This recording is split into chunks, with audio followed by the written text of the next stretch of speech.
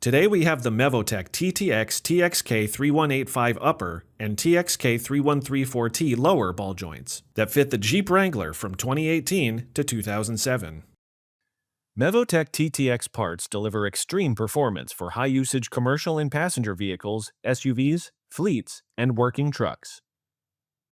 Be sure you have all the proper tools, most importantly, a ball joint press with the correct adapters and cups for the job, as well as a calibrated torque wrench, a ball joint and tie rod separator, and all the proper PPE to keep you safe. To begin, properly lift and support the vehicle. Remove the wheel. Then separate the outer tie rod end from the housing and safely secure it out of the way. Note, when you are working on the passenger side, you will also need to separate the drag link from the axle housing. Next, remove the brake caliper and securely hang it so there is no tension on the hose. Then remove the caliper bracket with the pads and remove the brake rotor. Disconnect the ABS sensor lead behind the inner fender, unclip it from its mounting points, and pull it out of the way. Leaving the sensor in the housing and removing the sensor lead will prevent damaging the sensor if it is stuck in the housing.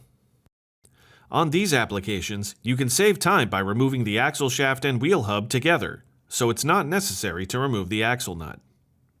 Remove the 3 bolts securing the wheel hub to the housing, and remove the wheel hub and axle shaft. Remove the upper and lower ball joint cotter pins. Loosen the upper ball joint nut. Remove the lower ball joint nut. Separate the ball joints from the housing. Then remove the upper ball joint nut and remove it from the axle housing. Now, select the proper cups and adapters for the upper ball joint, assemble the ball joint press, and remove the upper ball joint. Next, assemble the press tool for the lower ball joint and press it out. Use emery cloth and cleaning discs to remove rust and corrosion from the bores and surfaces of the axle housing. The lower ball joints feature low-profile grease fittings and come with a special grease gun adapter.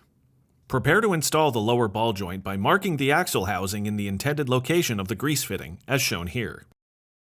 The lower ball joint comes with a special installation adapter, designed to work with a wider variety of ball joint press tools.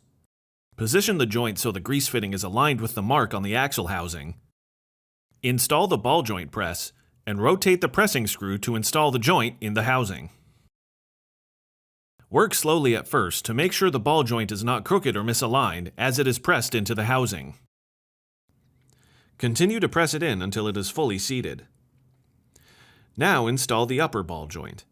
Note that it features both a sliding and swing movement between the stud and housing to compensate for variation in the axle assembly. Prepare the press tool with the proper adapters and install the upper ball joint. Install the grease fitting in the top of the joint. Before installing the axle housing, inspect it closely for any signs of damage or wear. Clean and inspect the ball joint tapered bores for out of roundness. Clean the tie rod, ball joint, wheel hub, and brake caliper mounting ears, and apply a thin layer of grease on the ball joint mounting ears to allow the new ball joint boots to slide against the surface.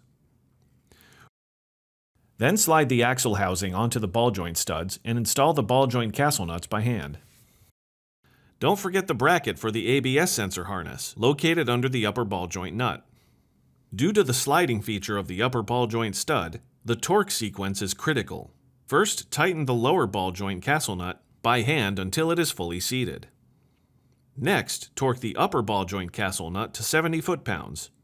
Then torque the lower ball joint castle nut to 70 foot-pounds. If necessary, additionally tighten the castle nuts until the next opening aligns with the cotter pin hole, and install both easy snap cotter pins.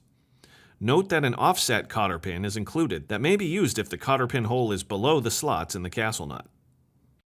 Make sure the axle housing sweeps freely through the full range of motion. Grease the upper and lower ball joints, then apply anti-seize to the wheel hub bore, and complete reassembly of the vehicle in reverse of removal. During reassembly, clean the inside of the rotor and wheel hub mounting surface. An extra axle nut and lug nut can be used to hold the rotor in place to aid in reassembling the brakes. Always follow the factory service manual for correct procedures and torque values.